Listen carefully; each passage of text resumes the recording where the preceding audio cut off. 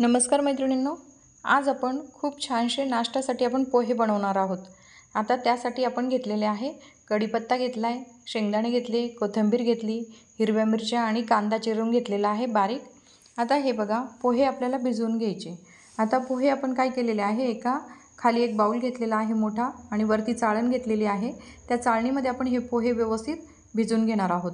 जसे की आपण 2 ग्लास पाणी घालून हे पोहे जे आहे ते व्यवस्थित आपण भिजवून घेतलेले आहे। हे बघा, अशा पद्धतीने यातलं पाणी जे आहे ते निथळून जातं। आता त्यानंतर इथं कढई ठेवलेली आहे। आता कढई ठेवल्यानंतर त्यामध्ये आपल्याला तेल घालून घ्यायचं आहे, जिरे मोहरी घालून घ्यायची। जिरे मोहरी चांगली तडतडली की आपण त्यामध्ये कढीपत्ता घालणार आहोत। कढीपत्ता थोडासा फ्राय झाला की आपण त्यामध्ये शेंगदाणे घालून घ्यायचे आहे। आता शेंगदाणे व्यवस्थित आपल्याला थोडेसे लालसर होईपर्यंत परतून घ्यायचे। आता शेंगदाणे चांगले व्यवस्थित परतले की आपण यामध्ये कांदा घालून घ्यायचा आहे।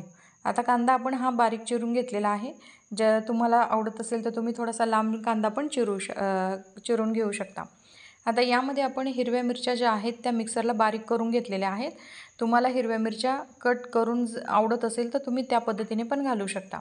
आणि आपण 1-1.5 चमचा आपण यामध्ये साखर घालून घेतलेली आहे। ते व्यवस्थित फ्राय करून घ्यायचं आणि त्यामध्ये हळद घालून घ्यायची।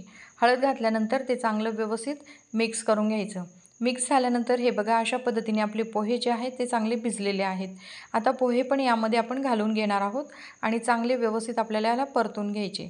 आता हे बघा, सगळे व्यवस्थित हे परतले पाहिजे, कारण जो मसाला आपण फ्राय केलता तो व्यवस्थित सगळा पोह्यांना लागला पाहिजे।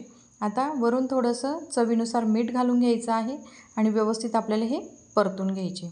ते बघा, अशा पद्धतीने हे पोहे जे आहे चांगले परतून घेऊया।